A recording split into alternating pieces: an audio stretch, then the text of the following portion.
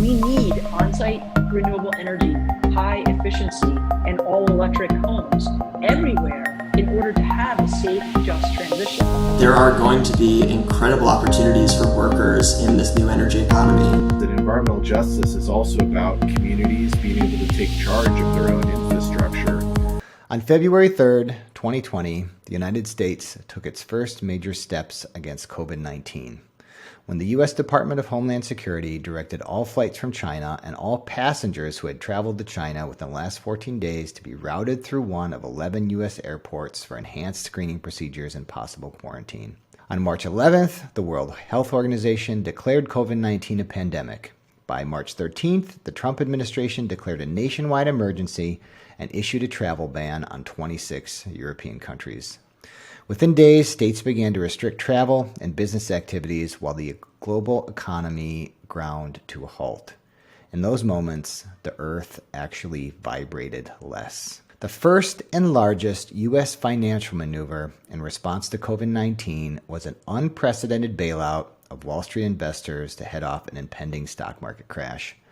Building upon the quote-unquote modern monetary theory implemented to bail out the banking sector after the mortgage default crisis in 2008, the Federal Reserve committed up to $10 trillion in support for investors. By May 18th, the Fed had already added $2.8 trillion to its balance sheet, and Jerome Powell, the Fed chair, was on 60 Minutes saying that, quote, "there's no limit," unquote, to the response. As a result, the stock market became a graph of rich people's feelings, while 30 million Americans had already filed jobless claims. Many of us were paying close attention. We had nothing better to do. The idea that we had a magic money tree that could be harvested by the rich without debate or vote, but that we had only ever had austerity for social programs that helped the neediest, and that those programs had to be fiercely debated and lobbied and voted on and amended and filibustered and used as a political weapon, was a learning moment. Millions of Americans live in debt, survive paycheck to paycheck, and work in the service industry, which was mothballed, leaving people at home with deep feelings of insecurity and the understanding that the country's richest had put themselves in a position to never let a good crisis go to waste, and it just might be at the rest of our expense. By May 25th, U.S. billionaires were $434 billion richer on invented money, and we were watching George Floyd die tragically on the North Minneapolis streets at the hands of a police officer. The crime that led to his death: passing a counterfeit $20 bill. It's tempting to say the rest is history, but it might be more accurate to say that it's a continuation of history. North Minneapolis, like many cities in America, continues to suffer from policies established in the early 1900s that restricted minority home ownership and access to financing. Collectively known as redlining, the policies included racially restricted covenants on property deeds that prevented African Americans and other groups from buying homes and businesses in much of the city. Ruled unenforceable by the U.S. Supreme Court in 1948, the covenants were enforced in practice and often brutally by local police and prosecutors. Over time, the policies evolved to become lending restrictions that blocked access to business loans and home mortgages. These practices persisted until the 1980s. Comparing the geography of the racial covenants in Minneapolis to the current demographics of the city shows a direct correlation to how the city developed over time. The lasting negative impacts are undeniable and are widely understood by city leaders in Minneapolis, state leaders in Minnesota, and leaders in the federal government. In the context of the energy transition, the impacts are also widely agreed upon, with numerous studies showing the elevated risk of low-income neighborhoods to pollution caused by the energy industry, that low-income households pay 3 times more of their household income for energy bills than higher-income households, and that both of these factors are correlated with historically redlined areas. Recent city, state, and federal policies have been adopted to help address these inequalities. These include Minneapolis Green Zones, which were established to address environmental issues and energize the economy in impacted neighborhoods, the city's Green Cost Share Program and Green Careers Exploration Program, and the Minneapolis Climate Equity Action Plan.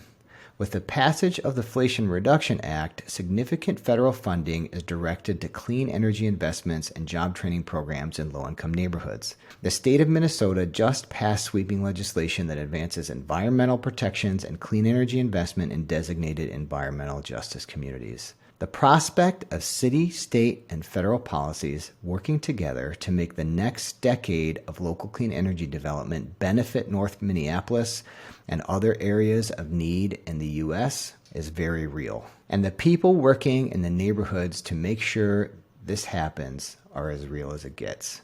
We've had the privilege of working with a number of local groups to provide solar installation training in North Minneapolis over the last 3 years, and are inspired by their accomplishments and the opportunities they are creating. To discuss the opportunities and challenges, we talked with Markeeta Keyes, who leads the Green Careers Exploration Program with the City of Minneapolis. The MREA's 32nd Annual Energy Fair is upon us. Join us at the fairgrounds in Custer, Wisconsin, June 23rd through the 25th to take a step towards clean energy and sustainable living for all. From workshops and exhibitors to special events and live music, there's something for everyone. Make your plans and visit theenergyfair.org to learn more. We can't wait to see you at the fair. Today, we are joined by Markeeta Keyes. She works with the City of Minneapolis, leading the Green Career Exploration Program. With this program, she leads partnerships with Minneapolis Public Schools and a number of other community-embedded stakeholders to help students and adults explore environmental topics, including energy efficiency, environmental justice, passive house design, and solar energy. In 2021 alone, the program engaged over 200 students, and we have had the honor and privilege of working with Markeeta and this program to provide solar design and installation training. Markeeta, how's it going today? Good. Well, thanks so much for joining us. Maybe we could get started by you just telling us about your work in Minneapolis and what brought you to the Green Career Exploration Program. I work for the City of Minneapolis Health Department in the Division of Sustainability, Healthy Homes, and Environment. I manage the Green Career Exploration Program. Been managing this program officially since March of 2021. Before that, the program existed more as a initiative. So on top of my sort of regularly assigned work, I did activities and had duties not too dissimilar to the Green Career Program now, but with less of an official title and less of a budget. So the Green Career Program started as an initiative. So we started this program as an environmental education program, actually called it Minneapolis Environmental Education Program, sort of evolved into what is now the Green Career Exploration Program. You come with a background in health, and the program's managed through the health department at the city, is that correct? I do work for the health department. I would consider my background more of a public health background and even more so regulatory public health background. But yes, we are in the health department.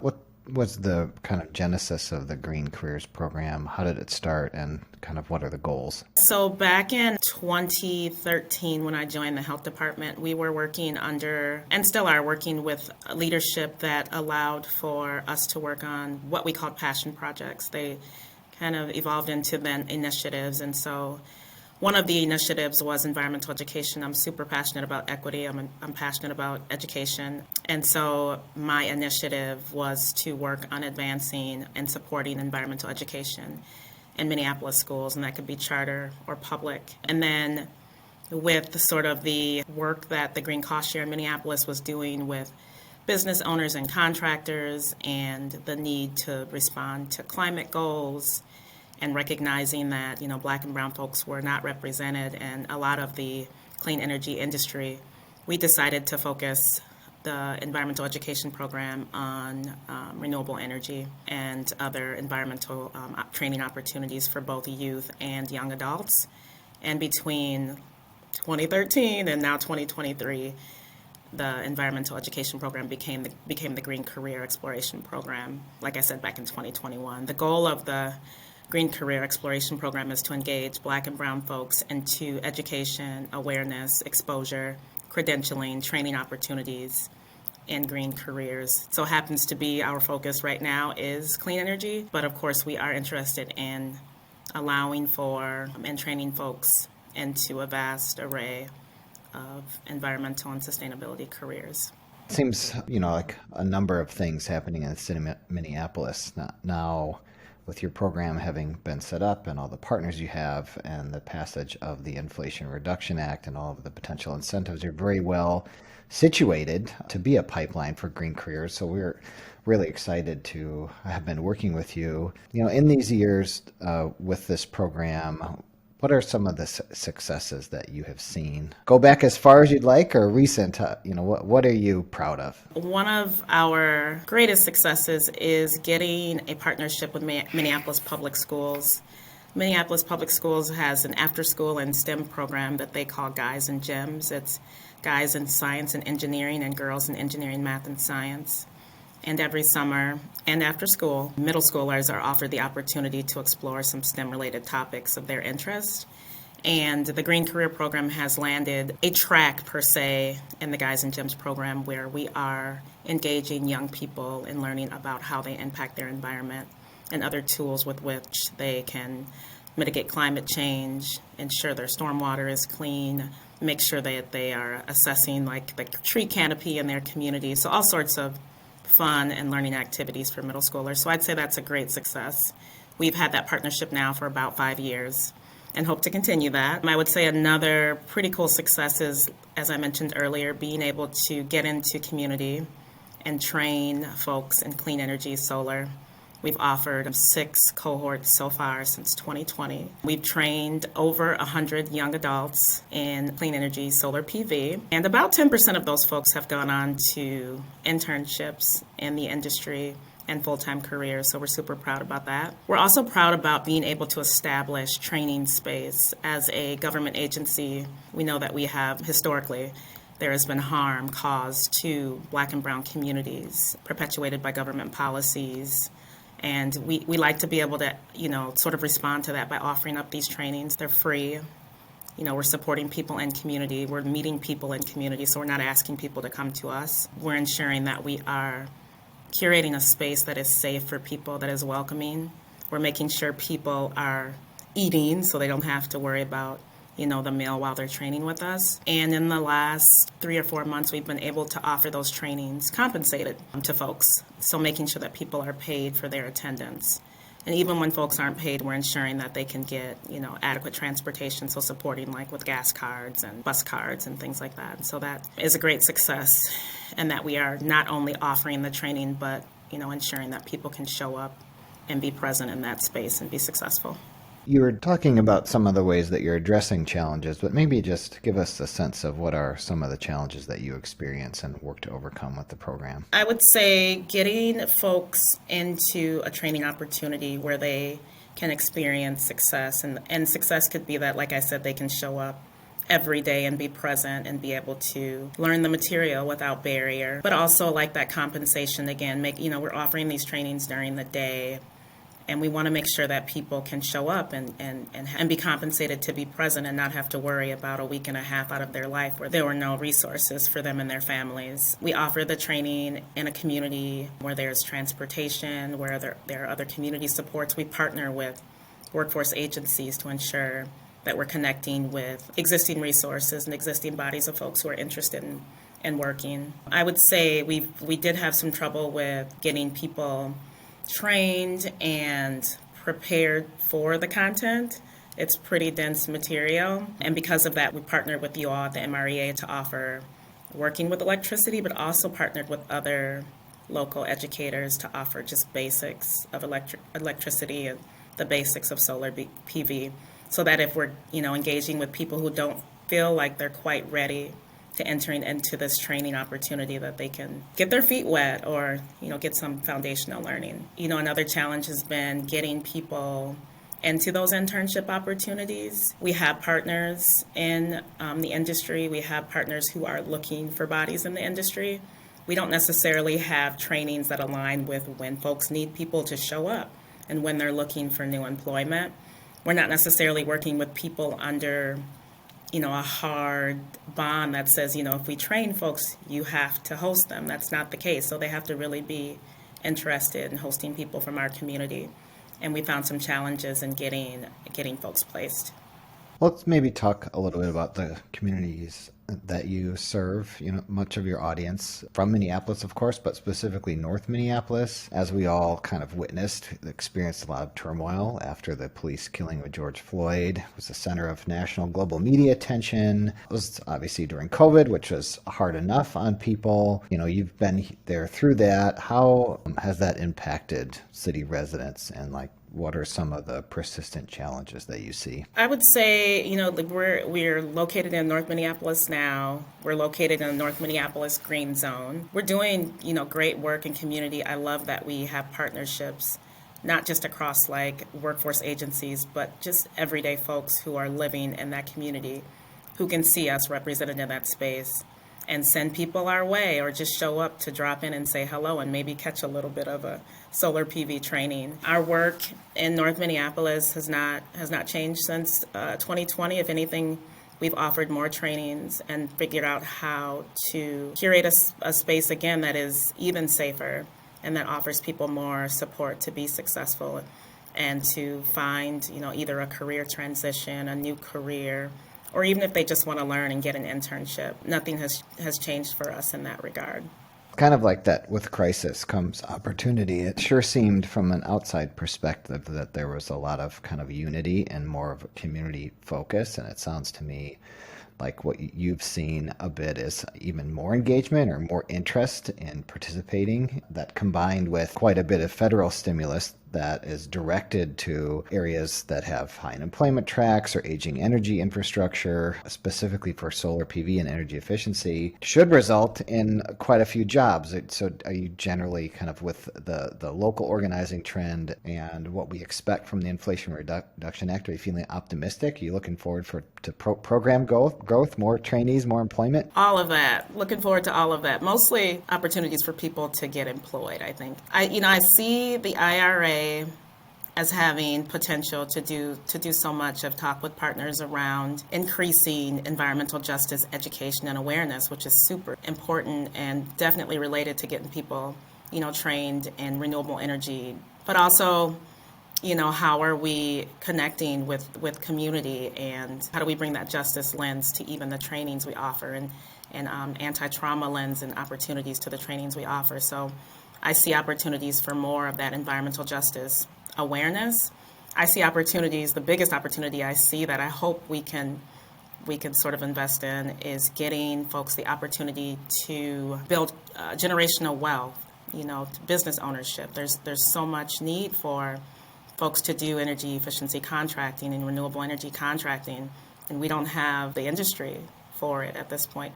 They're not trained, and nor are there enough businesses. So it'll be super cool to not only get people trained into these job opportunities, but to get some black and brown folks owning businesses where, they're hiring people to work to reduce our carbon footprint. I wanted to start to talk to you about kind of your perspective and what you see in North Minneapolis in this environmental justice context. It seems like that a big part of the answer, this idea of making it real on the ground there. And in that context, in North Minneapolis, you're talking about the green zone. So maybe we can talk about it. I know there's a South Minneapolis Green Zone and a North Minneapolis Green Zone, and some of that really is kind of looking at this restorative concept. So do you want to talk about kind of some of the history and kind of opportunity in the environmental justice context in North Minneapolis?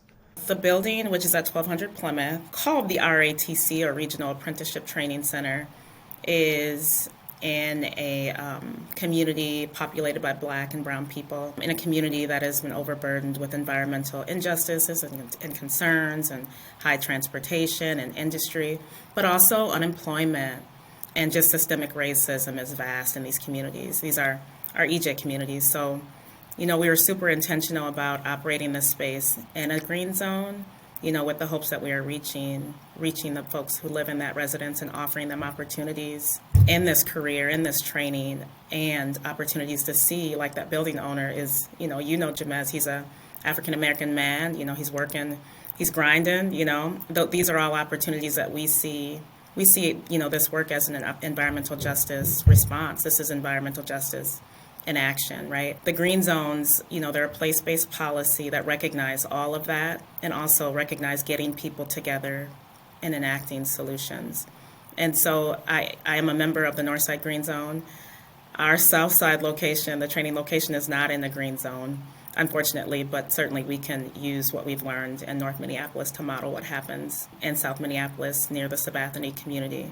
But it's really exciting not just to work for the City of Minneapolis and to be advancing this agenda, but also to establish these partnerships in community. It's been exciting to do that. The context there, and I'm more familiar with the study done in Milwaukee, but pretty similar. It's done by the Sierra Club, and it looked at the historic red line jurisdictions of Milwaukee and then overlaid it with current maps, the most polluted jurisdictions there, which are pretty much with the historic redlined areas, and then as well as the energy burden, who pays the most from their energy bill. And you were talking about some of the progress that's already been made in Minneapolis. You have this regional apprenticeship training center that's just getting started. Jamez with Renewable Energy Partners. He works with a network of Black contractors to develop solar. He's developed solar all through this green zone, and it seems like they're just getting started.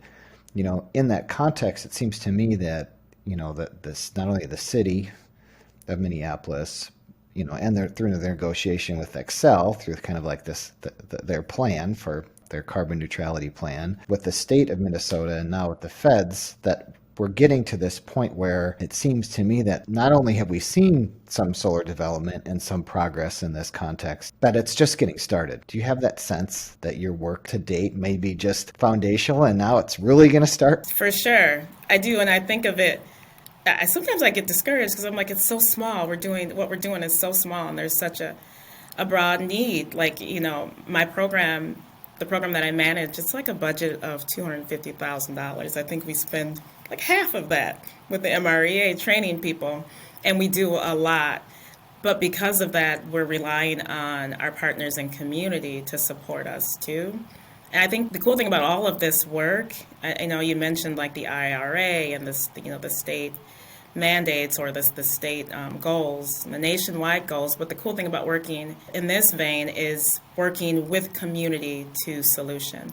Like, nobody's talking about all of the little things. Like, this is like I'm on your podcast now, but it's a small piece, but combined with all of the other work that is happening in the Green Zone, North Side particularly. There's a Green Zone Summit. There's the North Side Safety Net, which is a cohort of young people who are interning to learn about all sorts of green career opportunities. There's poster projects. There's so much happening at a small scale that really has the capability of having a huge impact and filling gaps, where the feds and the state and the city, we just can't, right? And so I'm super excited about that, but also very proud of my community and happy to be like in partnership with folks doing this work. The truth is that policy is only as good as the people that implement it. The challenge is often, and I think across industries, but maybe even more poignant in your circumstance, is inspiring people to want to get into these type of careers. And one of the things that you do, and you've been talking about, is getting into middle schools and high schools and getting this in front of people. How has that work been? When you get in the high schools, how do you motivate these students, and what do you see that really brings them kind of more oriented into a green type career? I feel like young people are motivated around injustice, right? You could talk to them all day about like science and the science of carbon and global warming, but once you start talking about like the injustices that people are living day by day, young people get really motivated. And they don't take no for an answer. They don't take good enough for an answer. Like, I can foresee a future really driven by a bunch of young people who are like, no, we're not doing the status quo. We're not going to work there. We're not going to work like that. You know what I mean? I feel like we see that now. The biggest reaction I've seen out of young people is when we invite community members into their classroom space to talk about green zones, to talk about injustices, to talk about inequities. Whether that's environmental injustices or social injustices, that's what has been motivating them. And then I think they'll circle back to like, oh, and there's the science, right? So that's what I've observed for young people. We partner with community members for environmental justice to facilitate environmental justice bus tours in Minneapolis. It almost seems like those tours precipitate everything else that happens for us, whether or not that's us getting people into the classroom to learn about solar or to learn about the tree canopy or to learn about stormwater. I feel like the foundation is those young people getting to understanding the injustices and wanting to do something about it. Feeds into this. It's interesting, on this like drier kind of like solar science side. This report came out recently from Berkeley Lab. It looked at inequity in the context of the location of solar businesses. And what it shows is that areas that have a solar business located in there, it's like this, it's this weird chicken or an egg thing, right? It's like, if there's solar demand, then you'll have a business there and then there'll be more solar. But in areas that have experienced high unemployment, predominant of low moderate income households, generations of like specifically targeted underfunding of communities, of course there's less household wealth to invest in energy efficiency and solar, and of course there's a less of a business there. But what this study particularly found, and I think that this is the context, it seems, that has many of us excited about your work in North Minneapolis, that idea of making it real on the ground. And like you said, having real businesses in neighborhoods that are employing, and like having community leaders and you involved in school and recruiting. It really seems like, in this context of where we understand solar developed, that all the pieces are in place there. When you've experienced our training, you've seen how the students have engaged in it, you've seen kind of the solar development work in Minneapolis, you see this new training center come online. What type of skills? I mean, at the end of the day, it's like motivation is the first, but then, what's needed? Like, how do we prepare this next generation to be involved in this movement? What are some of the key things that you're seeing? When it's specific to solar, what I've heard from potential employers is that, yes, they're looking for people to be motivated. They're looking for people to show up on time. They're looking for people who have some basics, tool understanding and usage practice. They're looking for people who don't mind working in the elements or on a rooftop or on a pitched roof, things like that. When it comes to what I've observed in the classroom, I would say it's not, like, it includes all of those things. But I would say, again, depending on the age, of course, we are working with people who they have options and they're not going to settle for an experience that is not reflective of respect, that does not recognize, where they're coming from. Where I think it's important to be considered like a skill set, to be considering skill sets and what people are bringing to an employer. I do know that employers have to be mindful of what the work environment looks like for folks, how they're welcoming people into their, business establishment. Do they have, other folks that look like them? Is there representation? And if not, what are they doing about that? Like, being able to speak to that it's always been important, but it's becoming more imperative, I think, to success of businesses. The solar industry, let's call it industry, so not all solar is the same, right? You have large scale solar projects, and the Minnesota context, you have it all. You have these 1 megawatt, up to 1 megawatt community solar gardens, you got rooftop solar, you got the large scale solar that Excel and others are building. And so you have all this context, but in general, the workforce has been reflective of a lot of other industries, where it's predominantly at the beginning was white folks, and most of the early adopters, because they're whatever the demographic and economics, was a lot of middle to high income earners. Many of those, if you look at the demographics, were white households. Now that has changed, but I think there's a long way to go for the industry, like you said, to be more reflective of the contexts in which they work. Do you see that as a challenge in the North Minneapolis area? Do you see that as a challenge with existing employers hiring? What is it that kind of you see out there when it comes to solar efficiency or all green careers? Are the employers more and more reflective of the people they're hiring? I think that's a challenge. I think it's a challenge for community folks looking for community that we're engaging, in these trainings looking for work, I think it's a challenge. If it hasn't happened already, it will be a challenge for, business owners and contractors looking to fill those gaps. We don't have a whole lot of solar businesses in Minneapolis that are owned by Black folks or that hire a bunch of Black folks to work. I can think of two.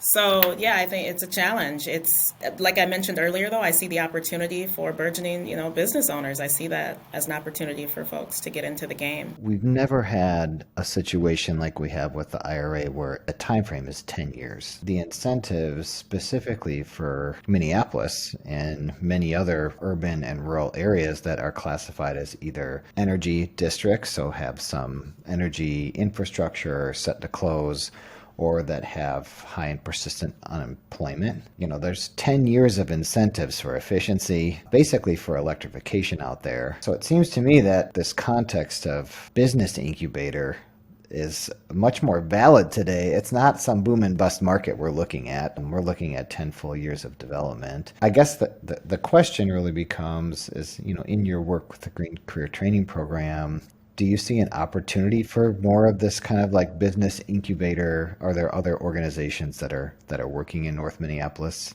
like in this context?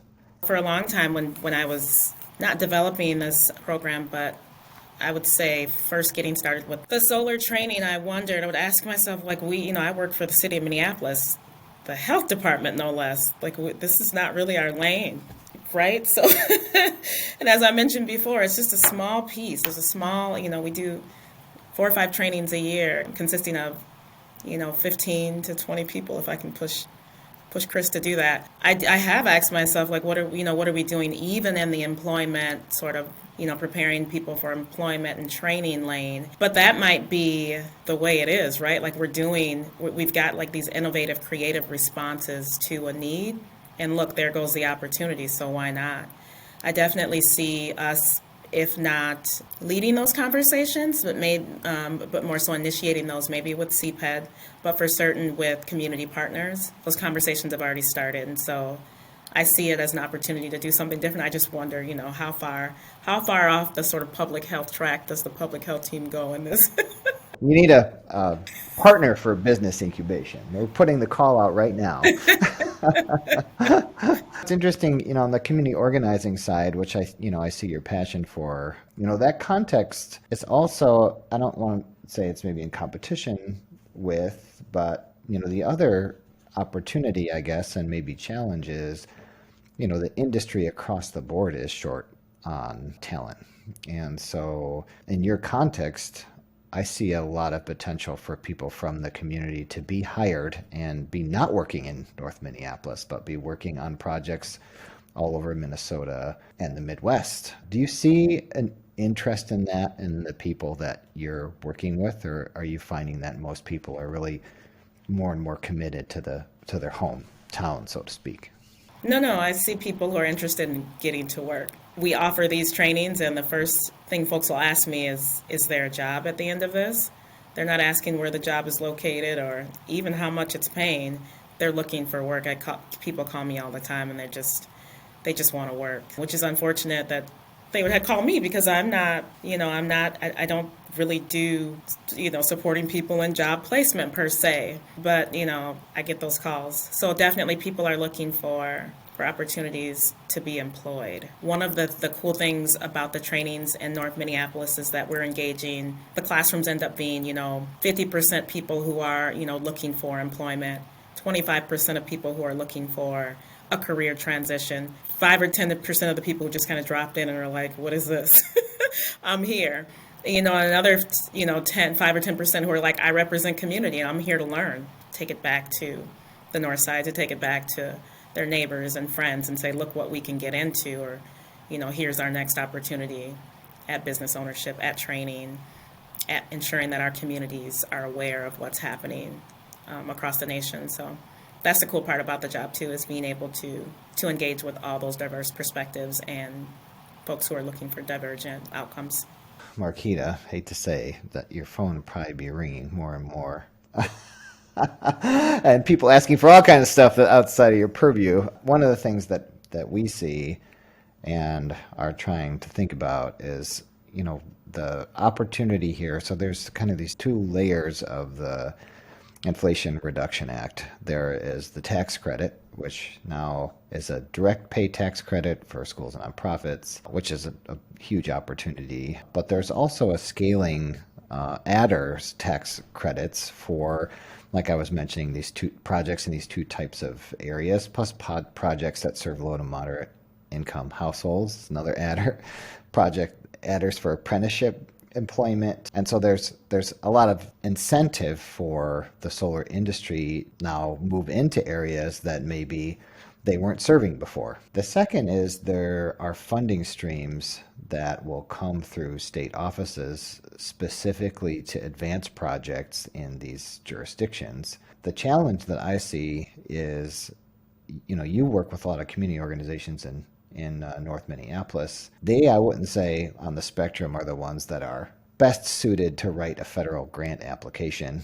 There are a lot of companies and consultants that are out there, filling that pipeline. So part of it is really organizing to make sure that this money makes real investments on the ground that work for the people that are there. And so I'm wondering, in your kind of organizing in the community and recruiting, do you feel like there's a real sense out there yet that this will be transformational, that we're going to change the way that we produce and use electricity, and neighborhoods that have been left out now have a real opportunity to be brought in? Is that something that you're seeing is tangible yet? I do.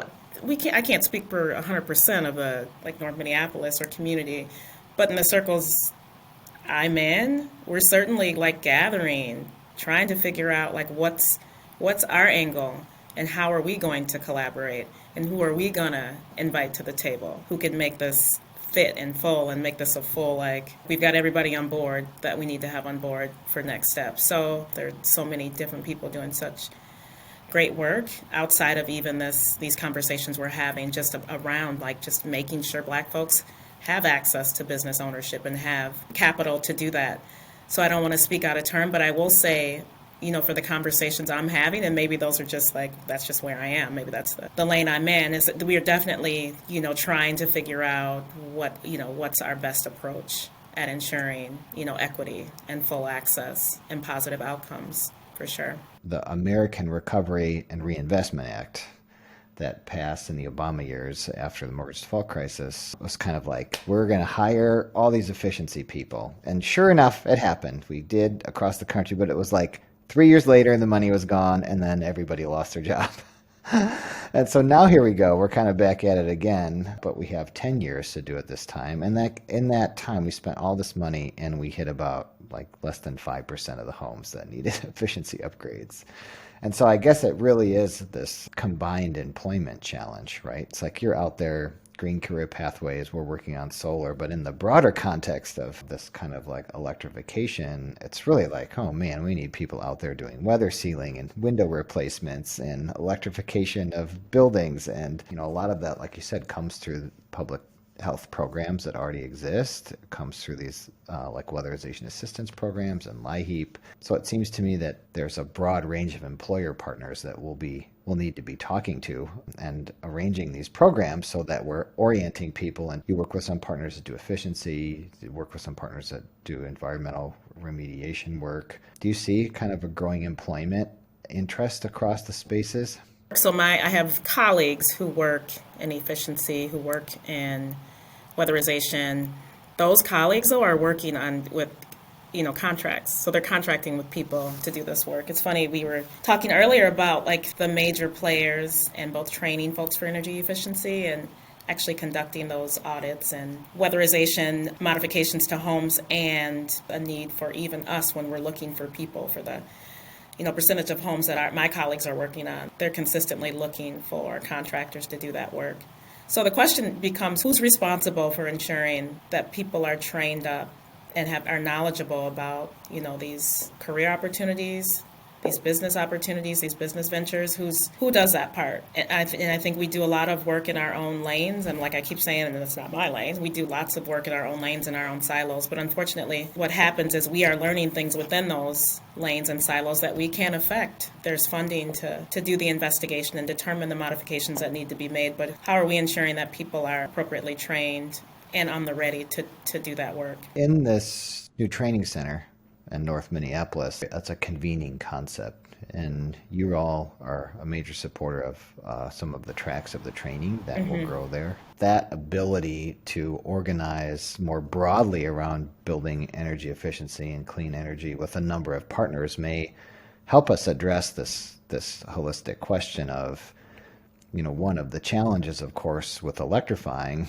is that if you don't focus on efficiency first, you're likely to increase energy bills. In this green career track program, solar tends to be attractive. People are like, oh yeah, solar, future is solar. But really it's the dirty efficiency work that's needed most beforehand. From your perspective, you've been working with us. We are providing training. What more would you like to see when you think about where this partnership can go? What more is needed? What more can we do? What other partners are needed?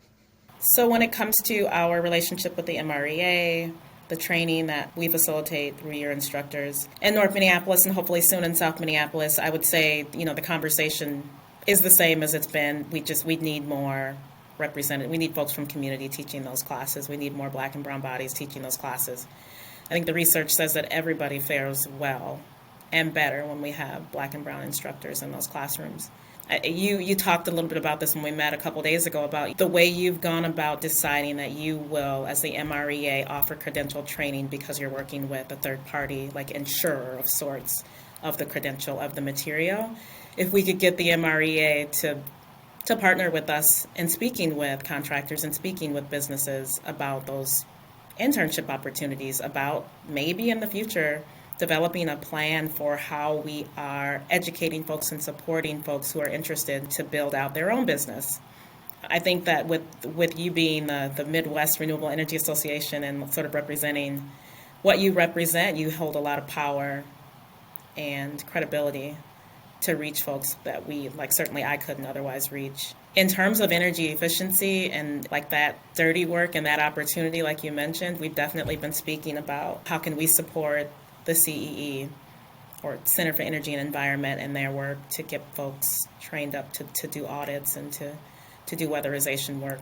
I think that's a really good next best step for us. If there's room for us and we have space to do that, like I said, it's just a small bit of training that I hope, I envision being a model for the RATC, right? So we want to be able to offer these trainings now that there's a need, but when another agency comes along, when another RATC or JAMES or Renewable Energy Partners comes along and they're like, we want to do this training, will you support us in that? I think then it's time for the city to step back and play that supportive role. And it could be the same for energy efficiency as well. To your point about, the big picture around, we've got folks who do an investigation, they do inspections. They ascertain whether or not you need new windows, whether or not there's lead in the windows, whether there's mold, keeping structures tight. But then we move from there to, a list of modifications to a home and hiring people to do that work. I think that the RATC could be that. I think it could be a one-stop shop for, maybe the investigation is conducted in the public health sector with the City of Minneapolis, but then we network them to folks at the RATC who are churning out bodies of folks and business owners who can do this work. I mean, it's about leadership, right? Trainers that are from our community, that inspire people from our community, that all comes with experience. When in a tight employment market where people with experience are hireable, it takes a degree of heart to want to teach, right? Because you're like, well, I could be making however much an hour in my day job, and I'm going to take off that day job and inspire the next generation and pass on my knowledge. I think that I appreciate that goal from you. I think that is the goal, right? Is to develop that leadership and training capacity. And I think it's obvious with this new training center that will happen. I'm trying to think of that as a vision that you put out there, which is this one place that inspires not only incubates businesses, trains employees, connects with employers, but also develops kind of this community will to be the organizing hub for this next 10 years of redevelopment of the energy system. I mean, when you look across North Minneapolis and, like you said, the South Minneapolis, you're kind of looking there also. I recognize actually the city of Minneapolis as a leader right now. It doesn't seem like you're leading. There's, like you said, there's so much work to be done. We're just getting started. Do you have a sense to that? Like your work is just getting started? Absolutely. Yeah. We're happy to be involved in this and surely interested in seeing Minneapolis grow into basically like the urban solar and efficiency capital of the Midwest. This is very possible. It's hard. Being a northern city, it takes a lot of energy. And that's why, the community organizing around this opportunity is super important. Markeeta, is there anything else you'd like to share with us about your program? I just would like to thank you actually for inviting me to chat today and for partnering with us in this endeavor. It's been a learning experience, certainly hoping we can continue on and, hoping we can collaborate better on how content is delivered, how we're training up new instructors. I want to say something to you all, which is, we do work in a lot of places and have for the last 30 years. And, we're inspired all the time. But it's relatively rare that we find a situation like yours where, the stars are aligning. You have been, I'm sorry, how long did you say the Green Career Training Program, how long have you been doing that?